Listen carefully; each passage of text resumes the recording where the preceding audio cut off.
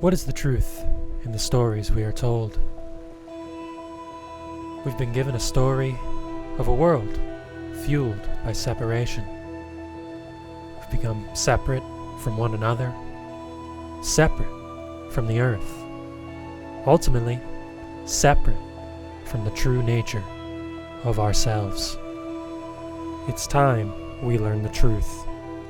It's time you rewrite your story. It's time to realign with who it is that you really are. This is the fifth dimension. You are infinite and eternal. We are infinite and eternal. Our natural essence, we could say, is simply being. We have this awakening coming together as a perfect storm. We're ready for this. We have the capacity inside. We just got to find that.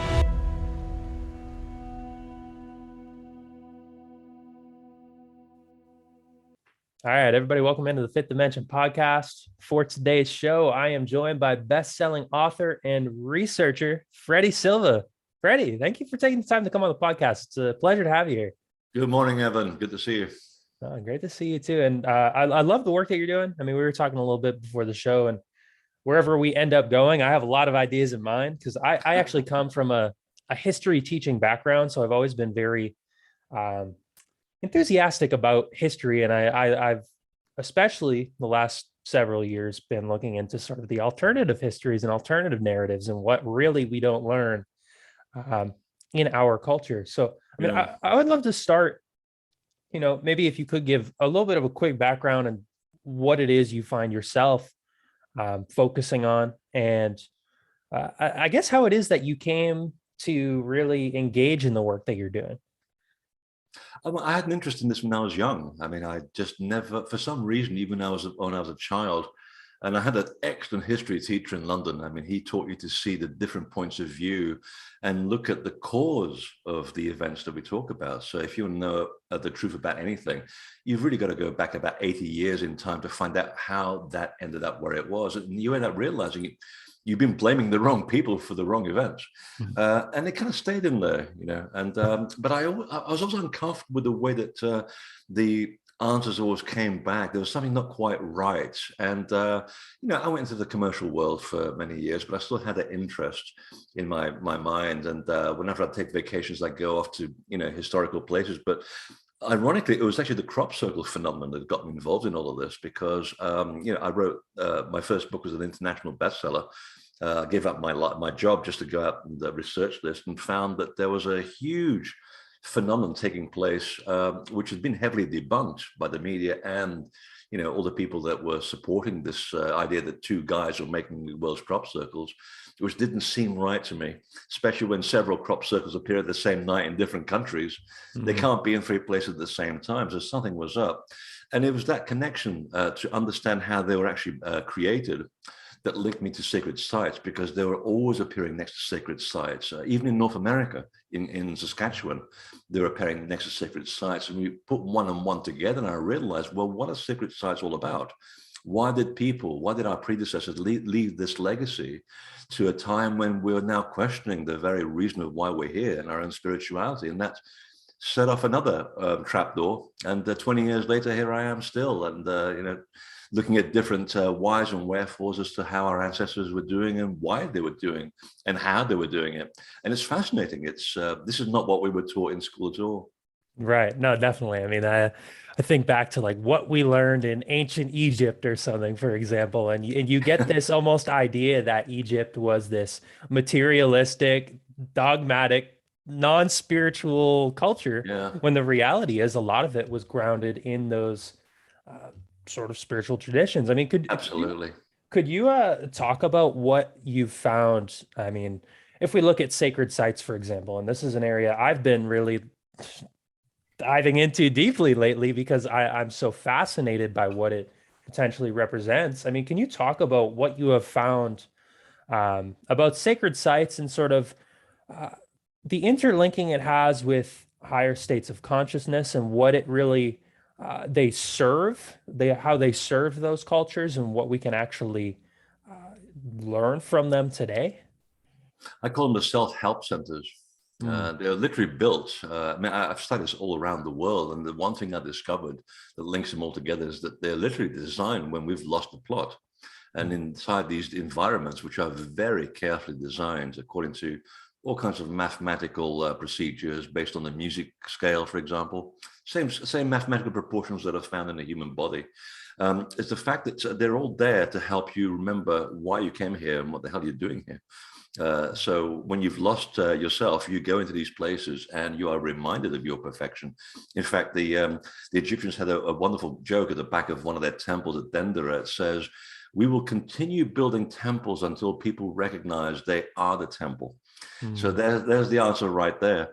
But I wanted to find out how is it possible that just the shape of a room can have an effect on your state of awareness? Well, it turns out that the Bulgarians, scientists, back about 50 years ago, they were looking into all this mumbo jumbo, and they worked out that Gothic cathedrals in Europe, which is essentially built the same way as a pyramid or as a Stonehenge, by the way, they just have a different shape to them because they couldn't get away with this.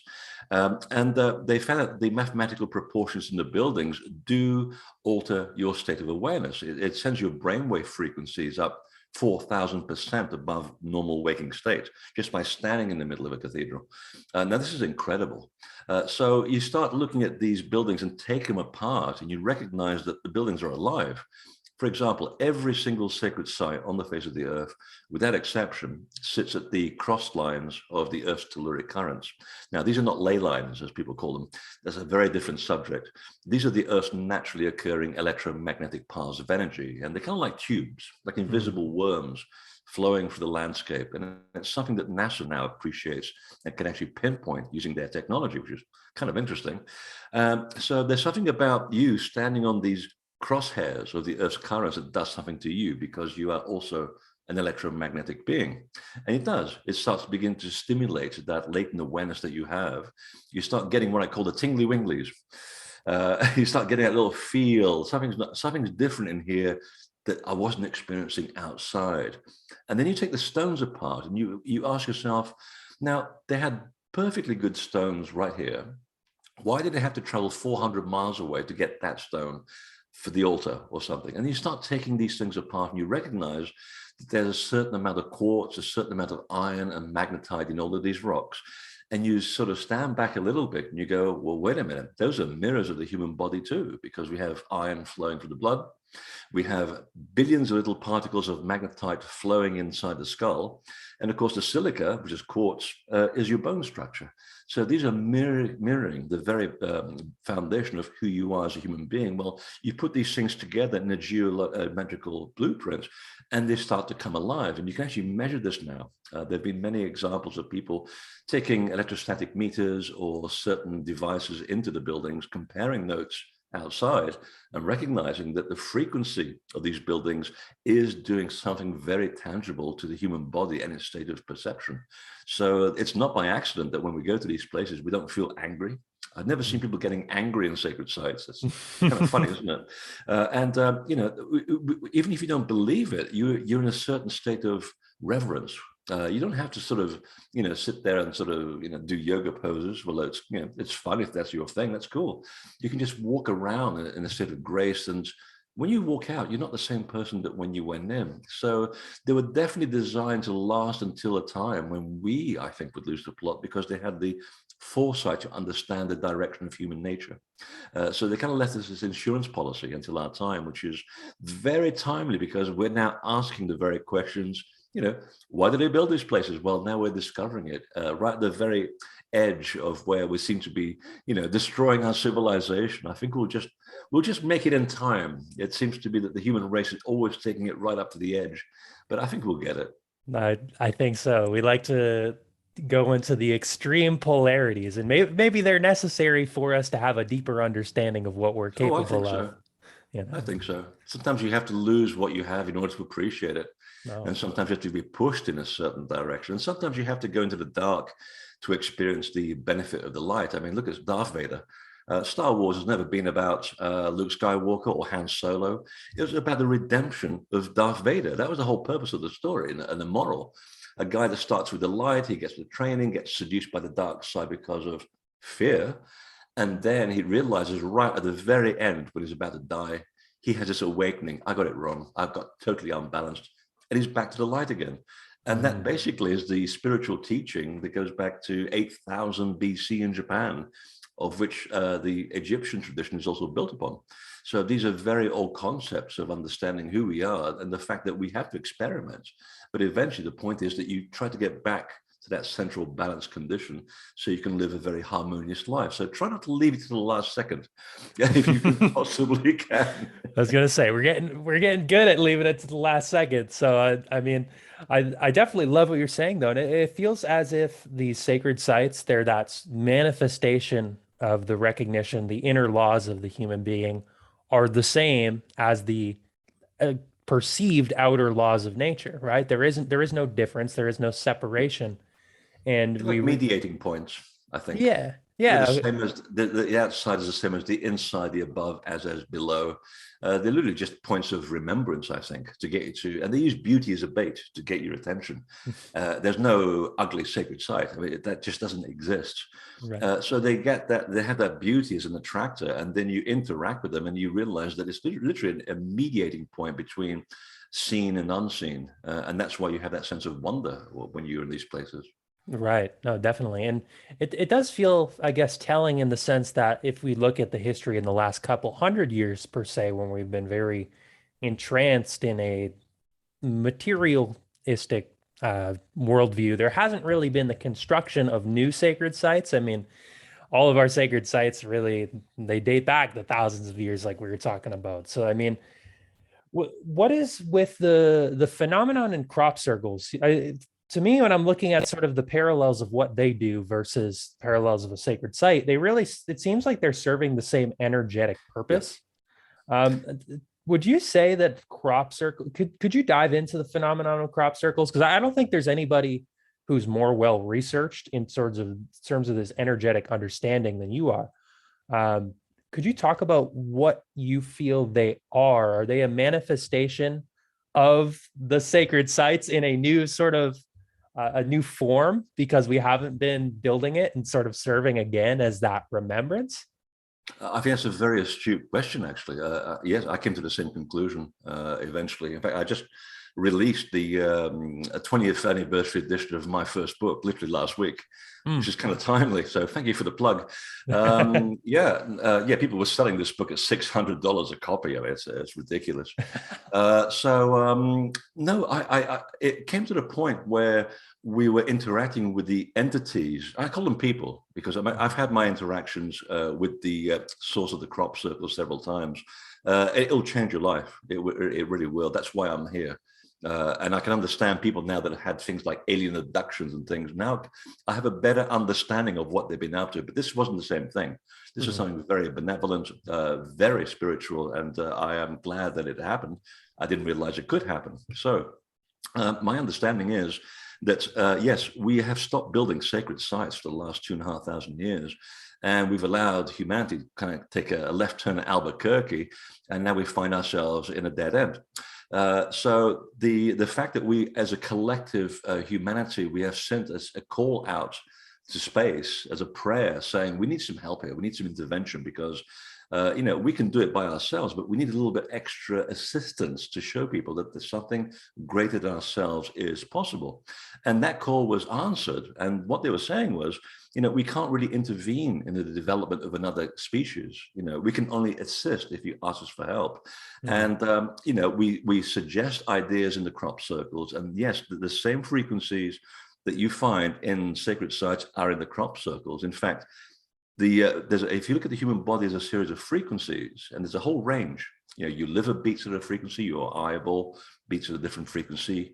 And if you map out all the frequencies in the human body, there's a big gap where nothing exists. And the crop circles have that frequency multiplied by 10. So when people who are skeptics walk into a crop circle and they'll suddenly go, wow, this is really interesting, which is something skeptics don't ever say, something's happened to you. And we have actually proved that, your body's frequency does adapt to that of the crop circles. It's able to charge the water. It's changed the soil structure. And the best part about it is that it doesn't actually harm the plants at all, which is the big sort of disparity between that and the man-made stuff, because they damage and break everything. This phenomenon is doing this with complete cooperation from the substances with which it interacts. So it could be corn, where you live, very thick corn, which is chemically treated. So when you see that thing steamed into a right angle and hovering above the soil, you know that's not people doing this kind of thing. But the idea was that, yes, they were introducing ideas through the symbols into the human subconscious, and they'd leave it up to us to work things out. And then they just sort of go away. They're kind of describing themselves that, you know, this is the idea where we got the idea of guardian angels from thousands of years ago, long before Christianity ever existed. The fact that they were here once in physical form, they were the very tall people in our cultures. They were the teachers with the elongated skulls. And I've been able to track that. I didn't realize that this was actually possible until 20 years later through my various books. I've been tracking these people down subconsciously. And with my last one, I actually nailed down where they lived around the world, which is very interesting. And yes, they were here at one point. And the nut of the story is that if you're a Star Trek fan, you'll understand what I'm saying. It's called the Prime Directive, which in their world is called the law of non-intervention. You can assist in the development of another culture, but you can only suggest. You have to let them find their own way. And this is exactly what the crop circles are doing. They're putting in something into the ground that's giving us permission to advance our consciousness so we can save ourselves from ourselves. And I see that happening a lot, whether through healing, through different modalities, through new technology, which has been imprinted in some of the designs. For example, the picture on the cover of the book, I put that there for a reason, because I was told what it does. I just couldn't talk about it because it was supposed to be suggested to certain scientists. And so far, 2 scientists in London, 1 in Oklahoma and 2 in Australia have built that image as a 3D model. And they said it defies gravity. And this was to do with the idea that they were giving us technology that will help us feed off, take us away from fossil fuels, which is one of the biggest problems of climate change, among many, many things. So I'm seeing all of these benefits happening over the last 20 years. And back then, this was science fiction. We were writing this down. We figured, how the hell are we going to prove this? Well, 20 years later, we're now seeing the benefit of this. That's why I'm saying that there is a good news around the corner, but we are the help that we're waiting for. We can't wait for someone else to finish the job. We got to actually do the work ourselves. Right, definitely. And how would you say we go about doing this work? Because this is something that obviously is not promoted in sort of our mainstream culture. I mean, if you look at things like radionics, I mean, that's not even legal to practice in the United States, right? It is in Britain. It is in Britain. It is in Britain, yeah. So, I mean, there's this sort of, I would say, a suppression of this type of technology, because, you know, anytime there's money involved and there's a way that things are done, there's going to be that resistance to change. So, I mean, have you found ways around to really, I guess, get people immersed into this new way of thinking, into getting people to explore it, and how we actually go about creating sort of that larger scale change? Does it just start on sort of the individual level and allowing it to grow up naturally? Yeah, it just starts at an individual level. People keep it kind of quiet, and then their neighbors will pick up on it, and then their neighbors will pick up on it. And before you realize it, it's mainstream. I worked in the media for 14 years. There is no conspiracy unless you're working with extreme ends of the spectrum politically. Then there is a conspiracy going on. But most of the media just wants to sell newspapers or media time. They're more interested in what most of the public would be interested in, and usually is bad news. So when good news happens, it's very rare. So this stuff is actually happening all over the world. That's why I feel positive about this, because I see it happening all the time wherever I travel. Even in places like Ohio, you know, very conservative Ohio, you'd be amazed how much spiritual work is going on behind the scenes. You really would be surprised. Again, you don't get to hear about it, but you do see it on your travels. So I see a lot of the ideas being implemented. I see that people are also waiting for the opportune political moment, because sometimes there are times when you stick your head above the wall, and sometimes when you just learn to lie low. You know, the Templars learned about this when they were being burnt alive. They figured, you know, there's a better way of doing this than just saying that's wrong. Well, yeah, you can keep your mouth shut, still believe it's wrong, and then wait for the right moment and then bring it out. That's just intelligent way of doing things. So yeah, I mean, I've worked out a healing modality, work with the crop circles, which is without ever being promoted or advertised, it's still going around and being sold to people all around the world like hotcakes. And some of the results that I hear back are mind blowing, really quite mind blowing. So all of these little things, one by one, like the phrase says, slowly catching monkey, is what's actually happening. Human development is a glacial process. If you ever try to do things in big leaps in one go, people will kill you. And look what happened to Nikola Tesla. He tried to change the world 3 times, and look where he ended up. People are only ready for big change ever so often. And sometimes when they're desperate, that's when the big change happens. So I would actually posit that we're in the middle of, and especially right now with the Russian war against Ukraine and all of these other things that, the time we've had with COVID, I think people have actually time to reflect. And I think these are good times for people to question where we're going with all of this, because you have time to sit down, think, and look at the environment and go, this is unsustainable. Everything around us is unsustainable. And give you a good piece of good news.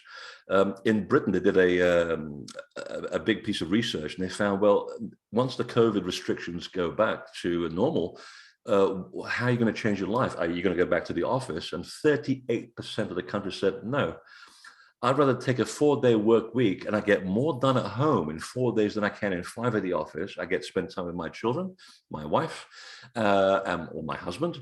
And I also have extra time for fun, for going out and doing things. My life is actually much more balanced. I contribute less to the pollution of the environment. I save thousands in gas and in rail fares. So it's a win-win situation. I don't have to go and be part of this culture that's basically depleting itself of energy while still maintaining a productive existence and being good to my friends and good to my family. I mean, everybody wins at this point. So in every single moment that we experience any kind of problem, there's always a solution. And in fact, I was just joking about this the other day. To make yourself feel better during the last 2 years, when everybody's kind of sitting at home and kind of depressed, I was reading a book that makes our situation look so easy. And it was called 1666. It was the worst year in history. So you're in London, and what happens? You get the bubonic plague. It makes COVID look like a bad sort of nose thing, a little nosebleed. Yeah. And then a third of the country died from bubonic plague. And then they sat down and figured, well, at least some of us survived. So what happens next? Within a few months, the whole of London burns down. And then the devil is everywhere because it's 1666. And then the Dutch destroyed the British fleet. And I thought, that was a terrible year. I feel so much better now. But here we are. We always survive. We always end up being better than we were before. And that's the point. I think we have to learn from these experiences and then use these experiences to improve what we're doing down here. Absolutely. And despite some of the collective chaos of the world, there's always going to be chaos. We're in a very, beautiful time to be alive, because there are more people than ever who are living, I guess, comfortably, not in the despairs of poverty like a few hundred years ago, right? So that's right. You weren't. I mean, the main item on the menu in Europe 400 years ago was human flesh. I'm not kidding you. Oh yes, cannibalism was rife in Europe only 400 years ago. I mean, women didn't have the vote. We were stringing people who weren't white from trees. We've come a long way. We have gay rights in a lot of the country. I'm not gay. For me, it doesn't matter one way or the other. The point is that we should treat people with equal respect. It's not that they're taking something away from us. They just want to be treated the same. There's nothing wrong with that. It's the politicizing of these events that's the problem. So no, I think we're making huge progress. And the interesting thing is that there are the most number of souls ever have now been born on this planet. Think about that for a second. What are we missing here that we're not seeing? Everybody's here for like the final curtain, the final, the final act. I mean, we're at 8 billion people now or something like that and growing. There's never been that many people ever born on this planet. So they must be all here for a reason. Right. Definitely. And I agree with you completely. And it feels to me like there is this sort of shift that's happening. And if anything, makes me look back to what was happening in our ancient history and seeing how they integrated that sort of spiritual consciousness. And Yeah. that to me feels like what we're moving into. I mean, could you talk about maybe when it was that, how did we lose touch with that part of ourselves? I mean, maybe it was necessary for us to go down this material Oh, I think so. technology path and learn these extremes. But when was it, and how was it that we really lost the essence of that spiritual consciousness and having that integrated, with our survival mentality? I guess was there a certain point of that happening, and really, Yeah. can we look at some of those ancient civilizations and recognize that, they were, well, some of them are more advanced than we are now. Yeah, I mean, there was a parallel civilization that every indigenous culture actually agrees on that was here 12,000 years ago, and they were much more developed. And they were all around the world, not just Atlantis or Lemuria or Mu'ul, as they called it, or Lapukije, as they called it in South America. There were 8 different places around the world where there are different islands, which have all gone now. And it was the basis for one of my previous books. Where were they living? What were they doing? And they're the ones that gave us the legacy of civilization. So wherever the survivors of the Great Flood from 9,703 BC appeared on the face of the planet, that's where humans discovered civilization, incredibly at the same time. And then we kind of learned from them. And then things were moving along quite nicely, with the odd problem with changing climate, because obviously the ice age is over. There are major catastrophes going on in terms of broken ice dams, rising sea levels, and so forth. So life wasn't a picnic, but somehow there was a spiritual connection that people still had. And then, of course, there were hunter-gatherers too that were, dragging their women by the hair to the cave, and the usual sort of cliche. The one thing that stood out is that all the sacred sites, or at least most of them, always have an eye on the sky. They're great timepieces. They map huge tracts of time. And I'm thinking, why would that be important to a society that just needs the sun and the moon and to know where the seasons are to grow crops? I mean, you and I could put a bunch of sticks in a garden, and you know when spring begins and autumn starts. You put the seeds in, and then you take you cut the harvest. Yeah. So this is way above and beyond what is required for a comfortable living. It's almost as though they're telling us, you really got to keep track of what's happening in the sky and the Earth's place in the scheme of things, and your place in the scheme of things should things come this way to take us out. And the one thing I discovered was that there have been 13 near-end scenarios since the Great Flood.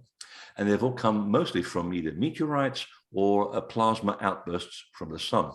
And the last big one, the one where the big shift happened from a sort of a feminine lunar-based module of spirituality to a solar masculine base, was around 2500 BC, where we were hit by both meteorites and solar flares, set fire to a huge portion of the planet.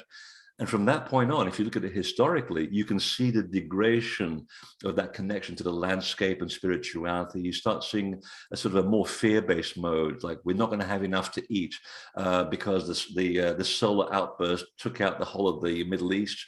There's no grain. We have to fight for food and resources, kind of like what we're doing now, actually. So we have to start attacking people for what they have so that we can have it and they don't. And it's from about 2500 that things began to degrade. By about 1300 BC, there was a huge problem around the Near East where, again, a huge solar outburst literally brought down the entire Bronze Age culture, anywhere from Turkey all the way down to Egypt. And that really precipitated the next sort of 2,000 years of what really were the Dark Ages, the rise of the Roman Empire, the Mongols, and also Europe going to extreme Dark Ages. So this is a really bad time. We're just now coming out of that, if you can possibly accept this. But again, if you stand back a little bit and look at the big picture, this is where we realize the futility of fear, lack of sharing, and going to an overly masculine way of looking at things. Just like before, also the feminine was also in control, and they also lost the plot too. I mean, when you have too much of a good thing, no matter what your gender, you're going to go there and you're going to like it and you don't want to give it up. That's just Mhm. human nature. So now I think we have to go through this exercise of division in order to recognize, we need to work out a much more balanced way of being, which, funnily enough, people in India have been talking about for thousands of years, called the Yuga cycle. And they were saying, yes, there were certain moments where in blocks of about 2,000 to 4,000 years, humans go through a collective experience. And this is the cycle of complete distortion, ego, materialism, and it's going to have its beginning, it's going to have its end. And we're right now at the very end of it. We can see that because we have this pool of people who wants to go in another direction, and you have another group of people that want to become dictators and take over the running of the world. So you have this incredible dichotomy going on, and that's a sure sign that we're ready for a big change. And we're pretty close to hitting critical mass, by the way. And there's one thing that a scientist said to me, is there's two things that are quite consistent in the universe: chaos and order. That's all there is, really. And the stage in between. Once you've achieved perfection, you're already breaking down into chaos. Once you reach total chaos, you're ready for another state of order. But the bigger the amount of chaos, the greater the potential jump to a new level of order. So let's say, for example, that you believe that everything around you right now is terrible, which it really isn't.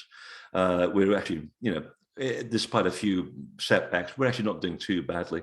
We're not eating, I'm not eating my uncle for dinner, for one thing. Right. Yeah. It's always a plus. I have fresh vegetables. You have this greater potential jump to a huge level of order, and that's a very good thing to be in. So we've reached that point where I think we're ready for that jump, and you can start seeing it. There are kids who just develop this idea of how to clean up all the plastic that's floating around the middle of the Pacific.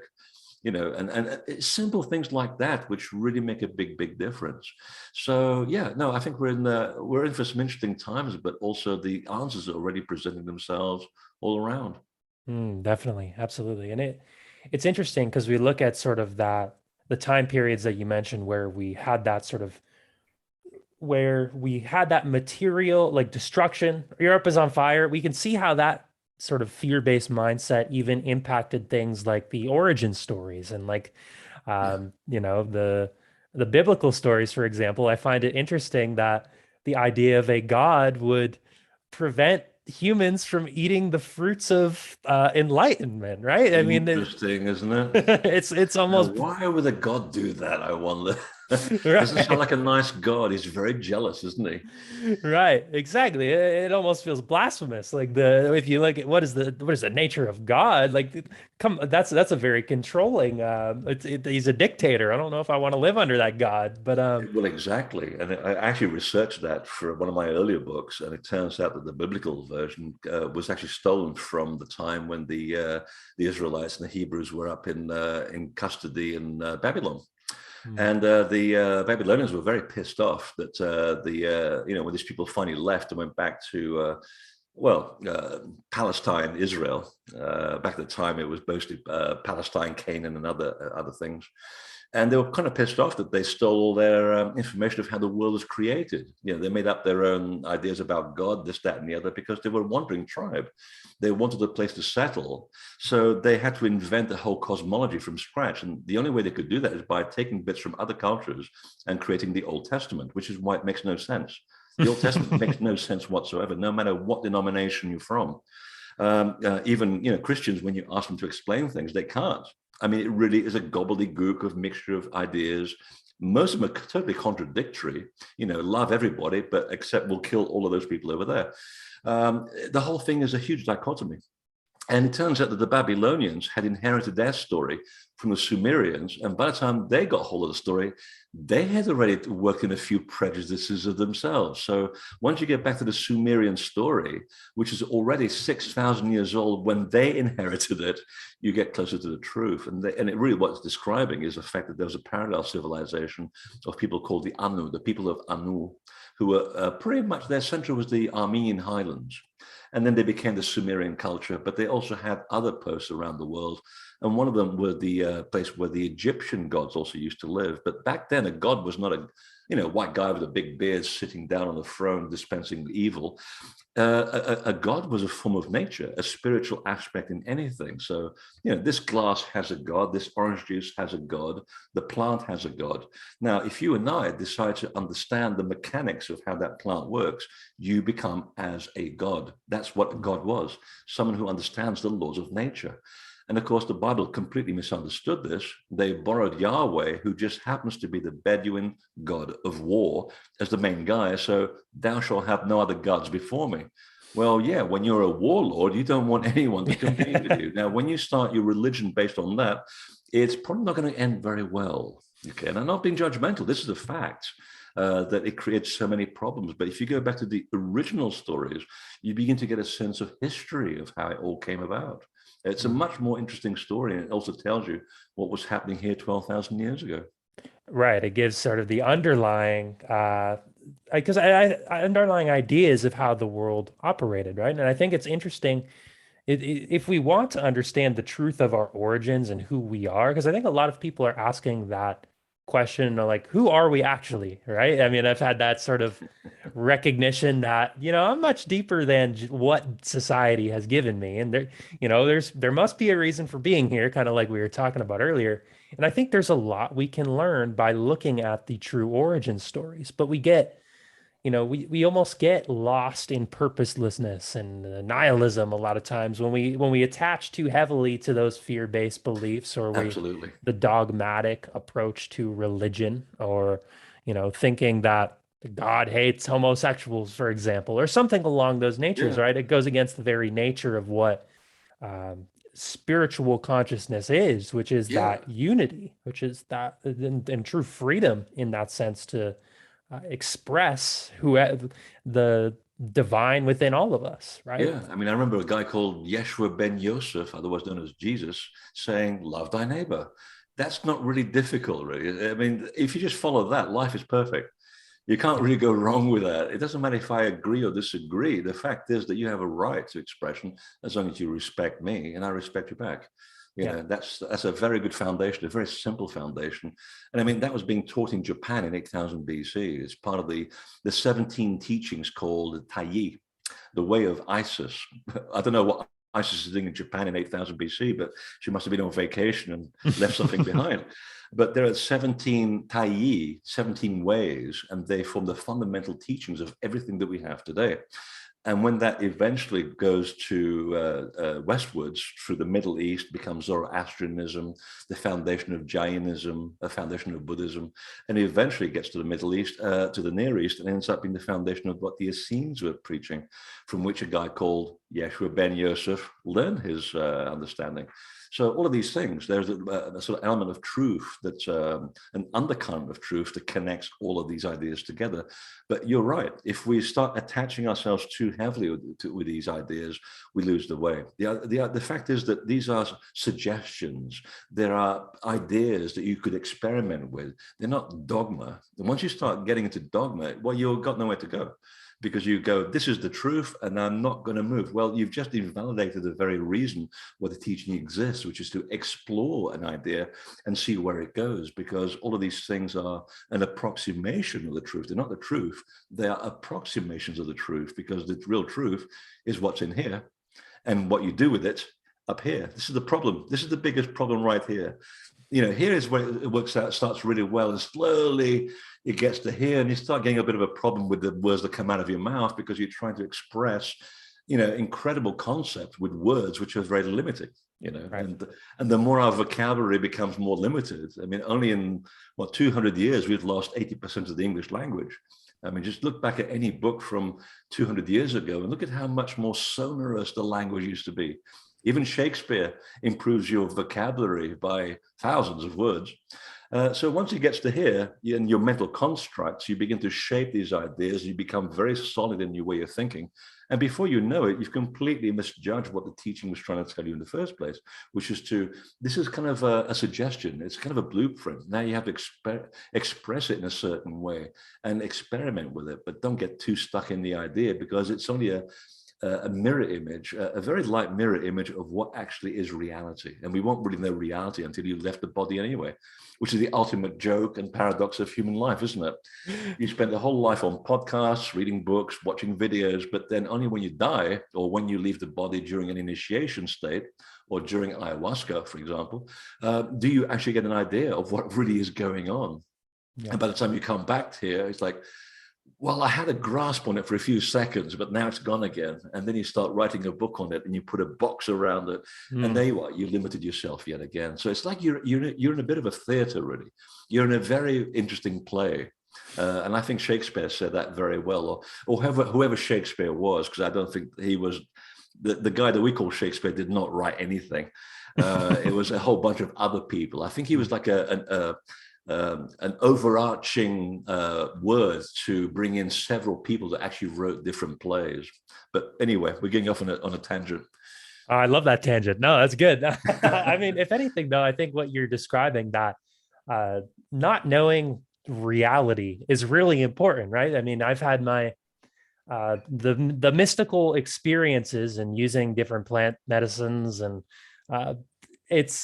it opened the door to the knowing that what I'm experiencing in these 5 sensory perceptions is a very, very small glimpse of the totality of what is actually happening around me. I am only experiencing a sliver. And, it's interesting because everybody really fears in our culture death, for example, when we're attached to ego, when we're attached to our ideas about how the world works, that death is finality in most people's eyes. So when, as a culture, we're it almost seems like in our materialistic ways, we're in this like suicide pact of creating unnecessary death and suffering of based on the way that we're living, right? And it's interesting that we so fear death, but we're unconsciously creating systems that might bring about our collective demise. It's kind of funny, isn't it? Yeah, let's build some atom bombs and bomb each other to death, the very thing that we're trying to avoid. Even a simple person would have a problem with this logic, Right. But it's true. I mean, a lot of Western thinking, and especially with the advent of science, is that we went from thinking in the round, which is where most Eastern cultures begin. Everything is basically, it's not even the round, it's a spiral. It's an ever expanding spiral. That's what life really is. And we've gone from, we are born, we have a difficult life, and then we die. It's a very linear process. Then you can't get out of that one, because when you do physically die, you'll find out it's difficult and it's gonna hurt. And you might end up coming back doing it again. Now, the whole point of the old teachings was to teach you that there's an ever expanding spiral and you're in it. And if you just accept the physical death as being a transition from one state to the next, like switching the radio station, once you understand that and get that into your mindset, it's actually dead easy. You just don't form any big attachments. Appreciate what you have. You're going to miss some people, but you know what? You're just going to be in the room next door. In a slightly different state. You can still communicate back as well. If you're receptive, you can hear everybody going on, and some people can do that. But no, it's just a continuation of another state of being. This never really ends. And I think the more people are aware of this, the easier life becomes, because it takes a huge weight off your shoulders. If you recognize that you're here for a reason that, and here's the best part, that you agreed to do before you came into the physical world. But the moment when you approach the physical world, you forget. Yeah. So you have to read the books, watch the videos, to remind you of what it is that you're doing here. And if you're lucky and clever enough, you will understand. You read something that will say, oh God, of course, it was so bloody obvious. And you don't even have to believe what I'm saying. You just have to accept that this is what actually is going on. Because acceptance is the key to everything. If you can accept that that's what's going on, I guarantee your life will be 60% lighter right now. In the moment. Like, I don't know why I'm here. I chose this. It's for my own good. I'm going to do the best I can. Every single day, I'm going to trip over, but I'm not going to make a habit of tripping over. And the better I get, the less I will trip over. And by the time I physically die, I'm ready to go somewhere else and have another great experience. Now, once you can live life like that, I tell you, life is so much more fun. And it's still going to be difficult. I mean, unless you chose to have an easy life, there will be times when you are challenged, but that's the whole point of growth. You can't, and it's how you approach these challenges that defines you and your direction as a person. If you approach it in a certain state of mind, you will overcome it with greater ease. If you approach it with another state of mind, it will be difficult. The hardest part, of course, is when a friend of yours dies. I remember a few years ago, my surrogate mother, who got me into all of this mess, by the way, she was a great spiritualist, and she was lovely, great psychic and an accountant, by the way, great mix. And so she's about to die, and of course we were upset. I figured, okay, let's make this the best we can for her and for us. So we went to her bedroom and said, right, since you've been very selfish and going off into the other world ahead of us, we've drawn up a list of things that we want you to find out for us, and I want you to communicate in no uncertain terms the answers in very clearly. 1, the winning lottery numbers. 2, it got more ridiculous down the list. I mean, she was laughing. She's in pain. It's like, we also want to know who invented snakes and mosquitoes so we can start hating them now. Yeah. What is the point of these things? And I mean, she is laughing, and that's the last thing she remembers on earth, having a great laugh with her family and her friends. And that's how we remember that. So for us, it was actually an easy transition, and I'm sure it was much easier for her as well. So again, it's how you approach these things that forms the experience in your own experience. Right, definitely, and that's what gives life meaning, in a sense, being on that ever expanding hero's journey, if you will, and we're exactly. the constant willingness to leave the ordinary or what we think we know behind and continue expanding, evolving into a new playground, really. And with that, you're gonna fall off the monkey bars every once in a while, and you're gonna get hurt. But another sandbox, another bucket, another spade. Right. There'll always be a bully that will kick over your castle. So what do? You put the sand back in the box and you build another castle. That's the way it's always going to be. You're never going to be without bullies. The trick is not to fall behind them and follow their example. The trick is you follow your own example. Right. Be the change you wish to see, as Gandhi once said, which I think is one of the best lines ever. And also, it's kind of funny that we look for all of these answers everywhere, but so much of religion actually has this, and no much so than the Christian religion, where they eulogize a guy who gets nailed to a cross, which everybody in the early Christian world said it's absolute nonsense. No one ever got nailed to a cross. It's a metaphor. And if you take the story of Jesus and track it, it ends up back in Japan in 8000 BC as well, where they had a guy called Esu, who was, he went on initiation on the spring equinox, and 9 months later, at the winter solstice, he goes into a box, takes a narcotic, goes into the other world, comes back 3 days later, and is declared risen from the dead. That's such an old story that even the Navajo and the Mongolians know about this, and that was in 3000 BC. It's a very old story of the journey of the hero that goes in for that 9-month journey, same as the gestation time of the womb of the female. And he comes back resurrected. He's now looking at the world with brand new eyes because he's seen the other side. He knows what's really going on. Can't explain it, but you can understand that there's much more going on here. And he becomes the example of how to live, So that's what it all comes back to. And it's staring you right in the face, but so many people can't see it. Right. Well, then that's the embodiment of Christ consciousness nowadays. Yeah. Like if you're to embody the Christ, you see, and you're a being of unconditional love because you recognize, the power of the heart and what lives beyond the veil of our perceptions, right? And exactly. I look at our material culture, and I like to. I was reading the other day about the Sand Bushmen, and they're one of the oldest cultures that we can, dating back to the Stone Ages almost, right? And they have these two myths. They have the myth of meaning, and they had the myth of survival. And as long as the myth of meaning kept the myth of survival intact, right? They understood that every once in a while you sort of have to rupture that harmonious way of being of one with all and the respect for nature to survive, right? There's certain elements of survival where it's necessary. Absolutely. But they recognize as long as you can keep that myth of meaning, grounding that myth of survival, then your culture is going to thrive and it's going to be successful. But I look at the culture we're in today, And that myth of survival has been the dominator for the, like Yeah. we've been talking about, for the last couple thousands of years, right? And we can look back at these ancient cultures, we can look back at these old stories to really ground ourselves into a deeper meaning, right? If we're talking about Oh, absolutely.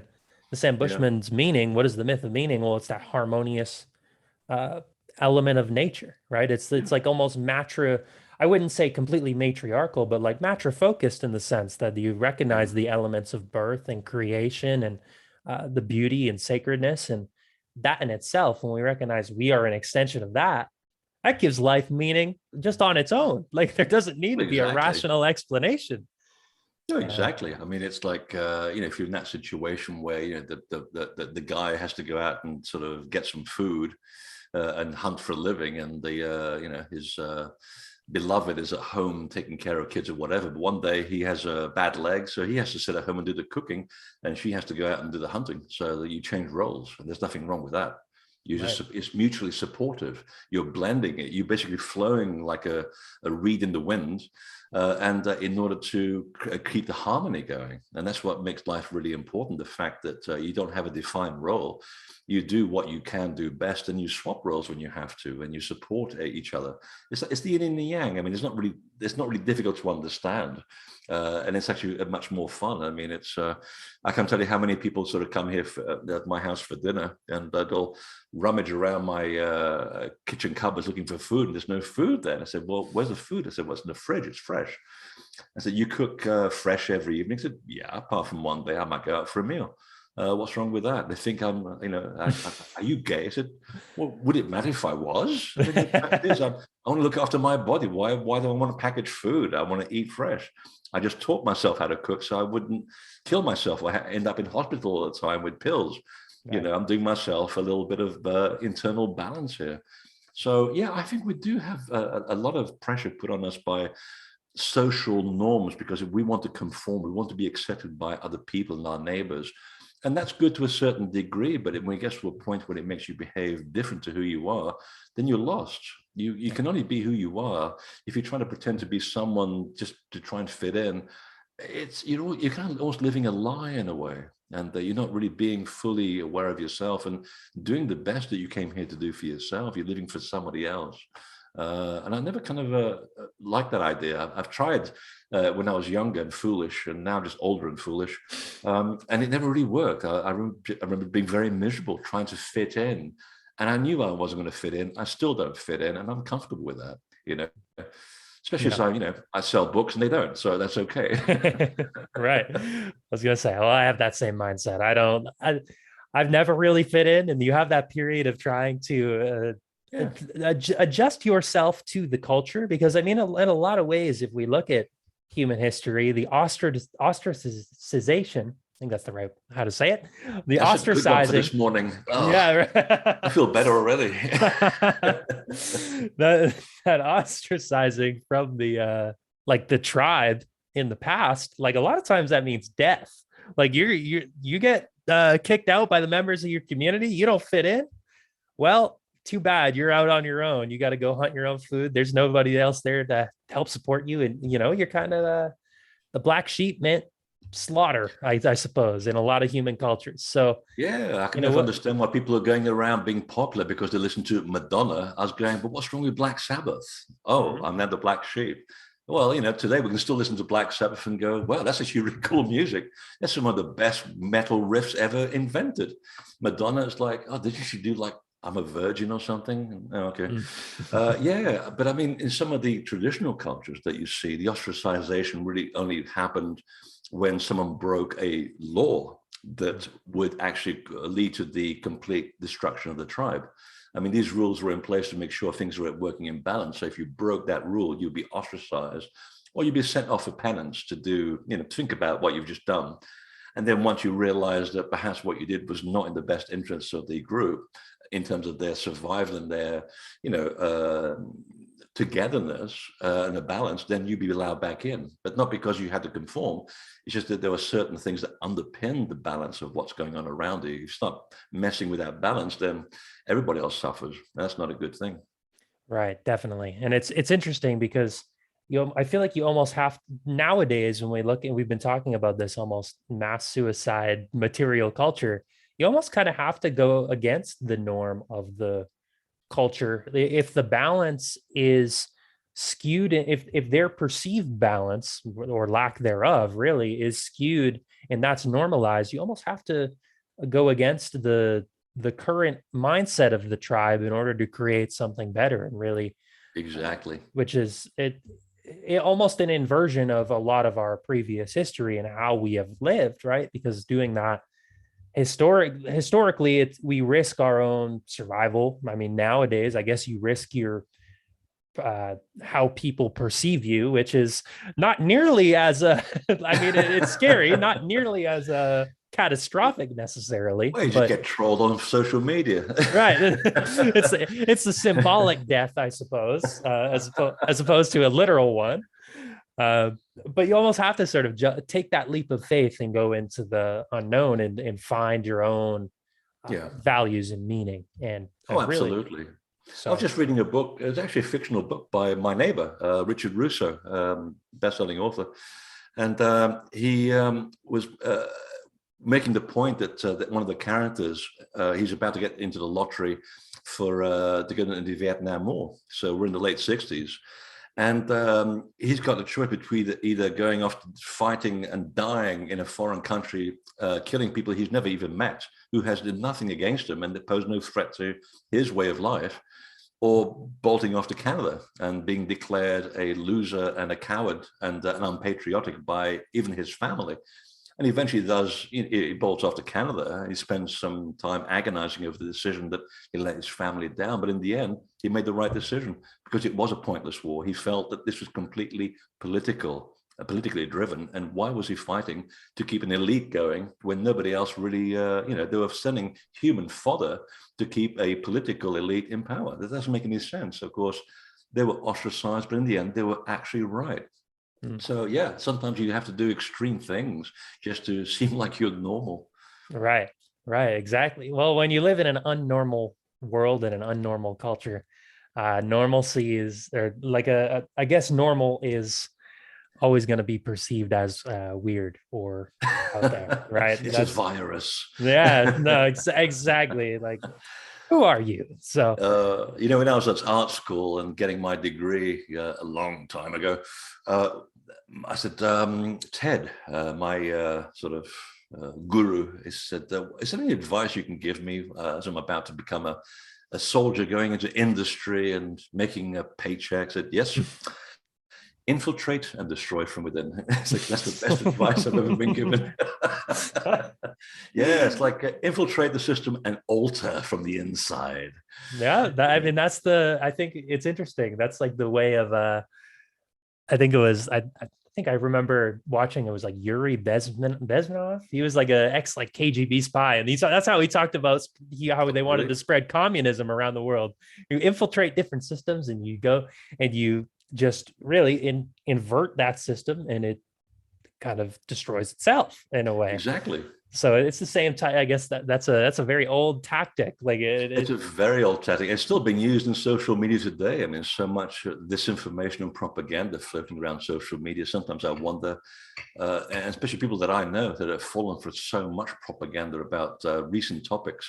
I wonder where their head is at. I mean, this stuff is blatantly propaganda, and it was designed again by people like the KGB and some of the people who defected said, no, if you want to bring down the West, you find a popular thing like social media, you've become one of them, and slowly through being accepted, you feed in and drip feed nonsense about a parallel reality that doesn't exist, to bolster someone else's regime. And you get people to fight among themselves, and they end up imploding. And of course, we see it happening all the time. It's actually very dangerous what's going on. And that's why, I only bought a cell phone a couple of years ago, and I only use it for making phone calls. That's incredible.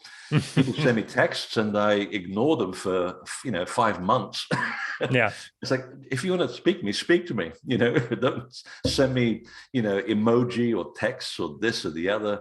just call me or come and have dinner, or we'll talk in a, because I'm European, I like spending most of my time at the pub or at the cafe. That's how you get things sorted out. And you understand people better as well. It's much more convivial to discussion. And you have some great arguments too, which is fun.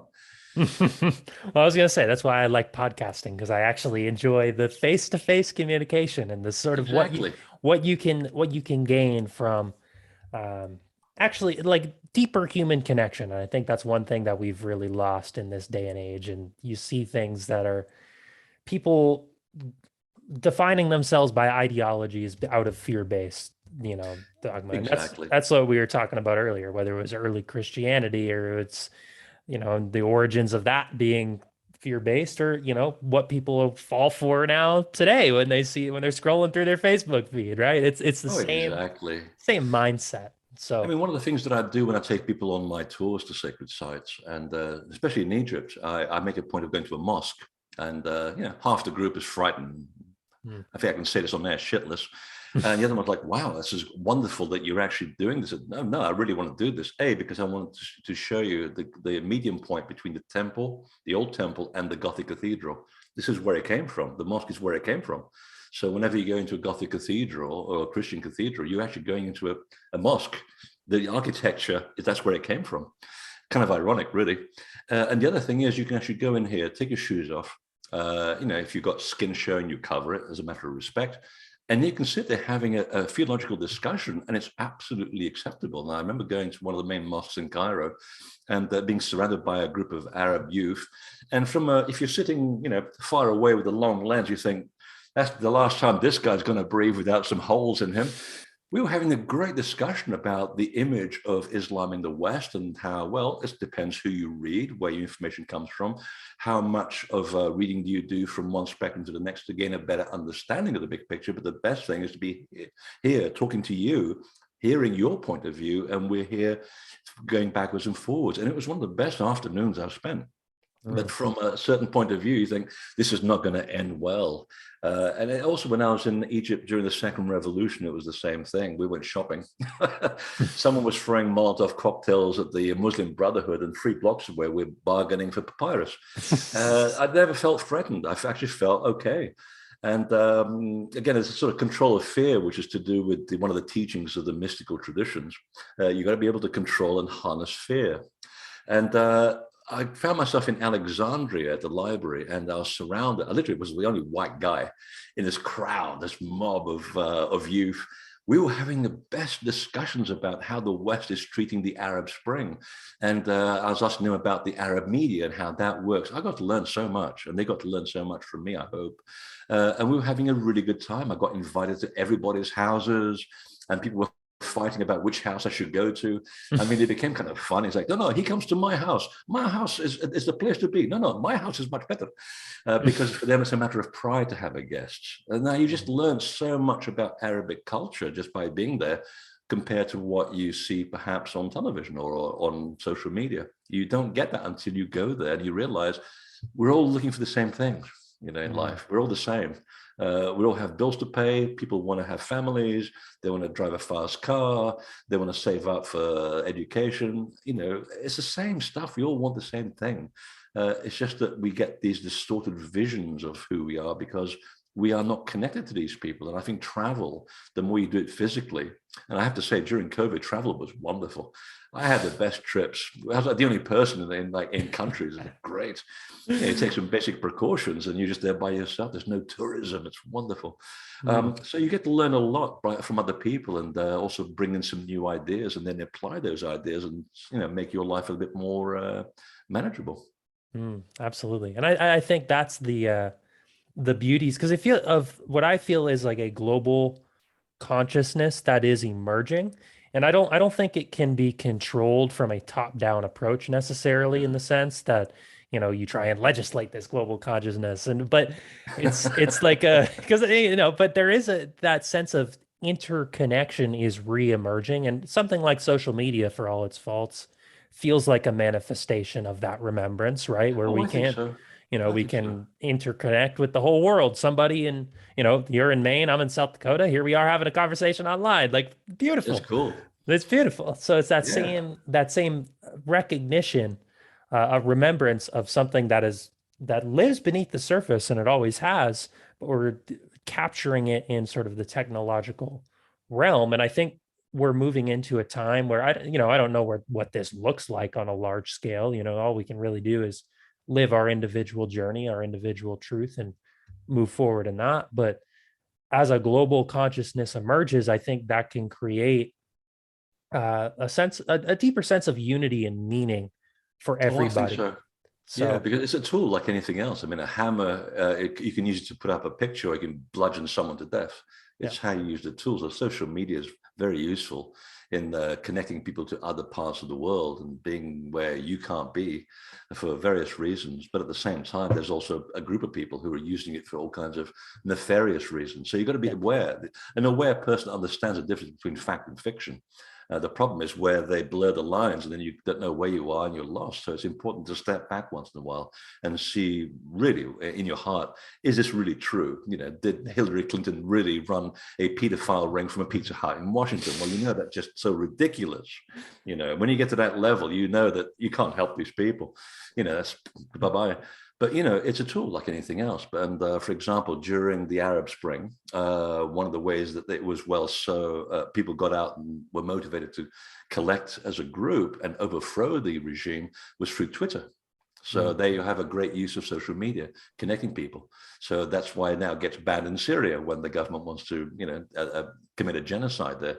So, but the point is that you have these tools now which are essentially mirroring who we are as a society. We have one group which is very open and very willing to share, and then you have the other group which is imploding and looking for the destruction of the entire entity. So in a way, it's become a kind of mirror of human consciousness at the right now, where we have this very dark and white polarization that's taking place, much more so than in recent history, I think.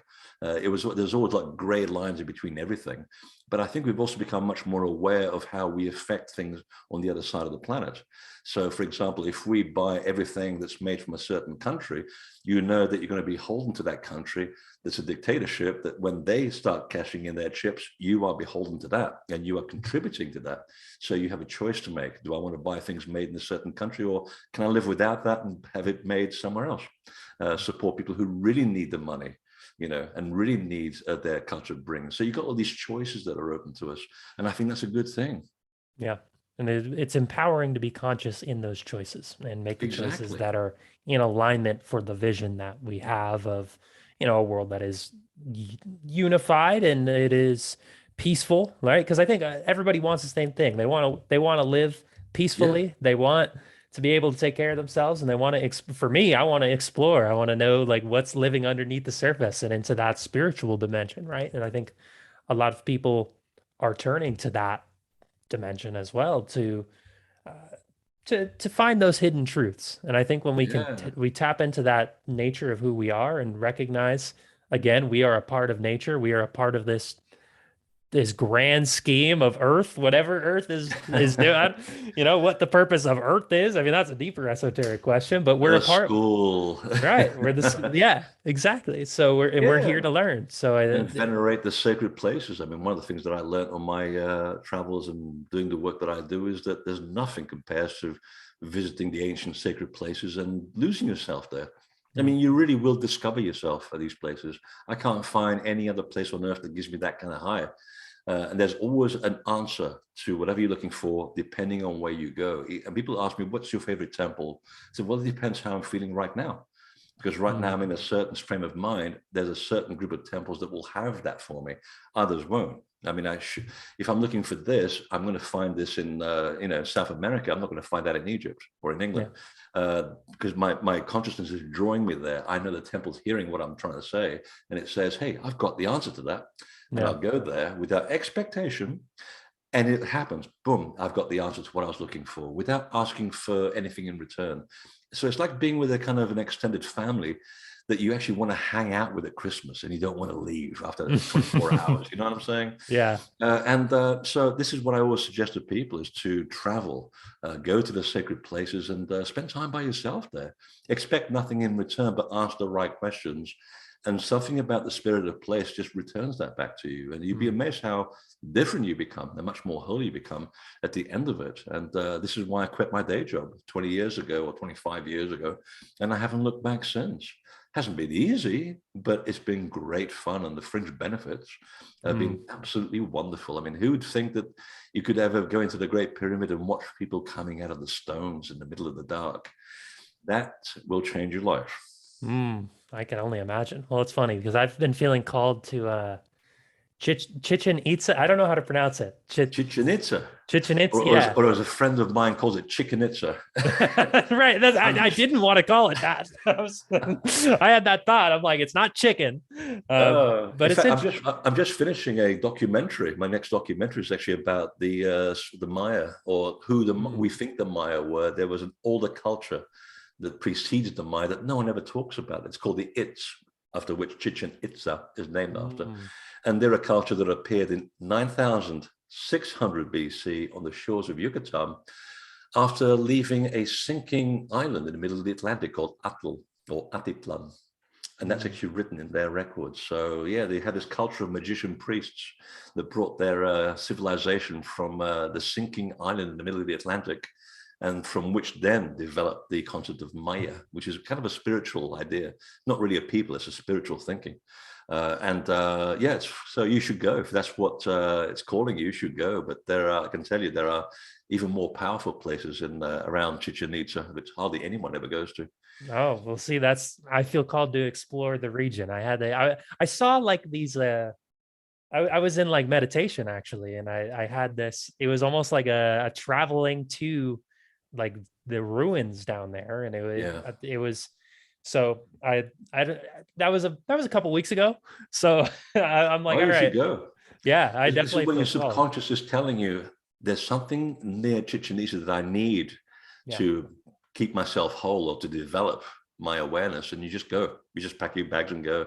It's an easy trip. Yucatan's very easy. Oh, all right. I think after we get off the podcast, I'm gonna start looking into it then. Go hang out in Uxmal. Uxmal. All right, I'm gonna which write is that not down. far from Chichen Itza. That is very special. And then the one place that no one ever goes to, I don't know why. I guess it's not on the tourist trail. Itzamal, which is the original city. It's got the biggest pyramid in the entire region, and no one even knows it's there. And you're standing on it. Wow. There's one there where one of the heart of one of the original gods of Atlantis is buried, and no one ever climbs that thing. It's just by itself. I totally guarantee a good time just meditating there. I was gonna say that's work for the Mexican Tourist Board. I was gonna say you just put on a good advertisement. You got me already writing things down, looking into it. So wonderful. No, that came to me in the last couple of weeks. That's something I've been exploring, but I thought it was it's funny how that comes into my awareness. And I've already been exploring your work, and then here you come on the podcast. How all these synchronicities just kind of line up, and you continue down the path, huh? The God's way of being invisible. Yes. All of the synchronicities and hidden connections. So, Freddie, we're at about an hour. I mean, this has been a really fun conversation to have you on. Is there anything, I guess, anywhere you'd want to send anyone who's listening if they want to interact with your work or explore these For the topics good of your soul, you should go to invisibletemple.com. And my books are there, videos are there, lots of articles. You'll be there for like a week and a half. But yeah, if you're looking to explore this further in your connection to sacred space and ancient civilizations, there's pretty much everything there that you need. Sweet. And I'll put that in the episode description, because people are kind of lazy, so maybe they won't remember. Like, they don't always remember it. They don't want to go type it in themselves. They can just scroll on down and then just one click. I know, it's like instant enlightenment. Tell me about it. It's like before you could write a book, and then people go, "Oh, I'm going to spend a couple of weeks with this good book and sink it in." Then it's like, "Well, I'm a bit lazy. I think I'm just going to put it on Kindle. I don't want to have books." Well, so there's no design. It's just horrible. And now they just want it read to you. Now you got to do Audible as well. So you're going to spend 3 times the amount of money to achieve the same aim. It's like, this is unbelievable. Next you'll be wanting it downloaded like a microchip. You'll just sit at a screen. There'll be a mandala going around, and boom, the whole book just gets downloaded. And wow, I'm immediately enlightened. It doesn't work that way. You have to put the effort into it. You really do. Yep. There's no shortcuts. Unfortunately not. Although maybe not unfortunately, because there's something gratifying about sitting down and reading a whole book. I just started a new book. Maybe you would enjoy it. It's called The Merchants of Light by Dr. Betty Kovacs, but it talks a lot Ooh, about the good integration. title. Yeah, it's integrating actually a lot about what we're talking about, and sort of the it goes through the history of a lot of the ancient cultures and sort of rediscovering the lost shamanic practices in cultures and how Yeah. to reintegrate that into the world today. But it's a great book. It's nice to learn about the intricacies of each culture, but you can't get that in that sort of instant.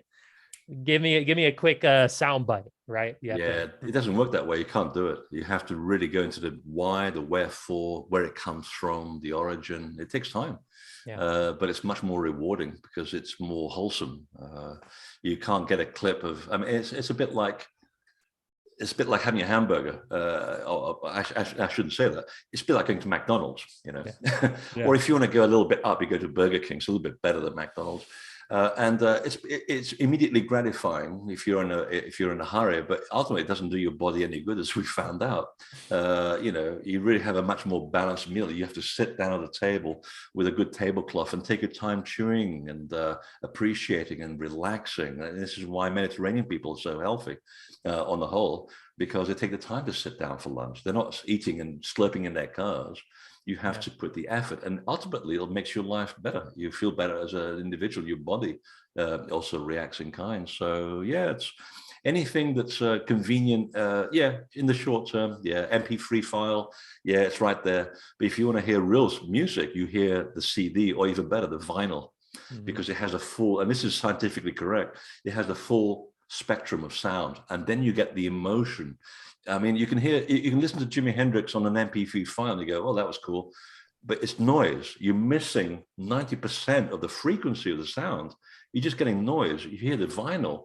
Now you can feel Jimmy. That's a very different thing altogether. And you feel better about it. So you gotta put effort into it. It's worth it. Besides, what else you got to do for the rest of the day? Exactly. Make a living. Good God. Overrated. Go on the explorative path, have some fun. Exactly. I'm going down the pub now for now. Coming up with another idea, I hope. Oh, amazing. Well, wherever it leads you, I suppose, right? Exactly. So awesome, Freddie. This is a lot of fun, and thanks, Evan. We'll have to definitely plan on doing it again in the future, and I'll let you know what happens on my Chichen Itza exploration. Chichen Itza. Chichen Itza. I think she started a trend here. A Chichen Itza, you're a Chichen Itza. I mean, the British are very good about puns as well. So it's like now it's Chichen Itza. And I actually say that when I'm on tour and I go, no, Chichen Itza. It's very funny. It's not half as bad as the one in outside of Cusco, which is Sacsayhuaman, which few people can pronounce. So the locals, to make it easy for the gringos, say sexy woman. That'll draw people in, huh? Oh, the guys. Oh, yeah. Where? Guide me. Oh, man. Awesome. But yeah, I'll let you, and I'll send you the podcast when I have it out. It should be in the next week. I'll put it on Facebook. So awesome. Thanks, Evan. All right. Thank you. I'll talk to you soon. Bye. Bye.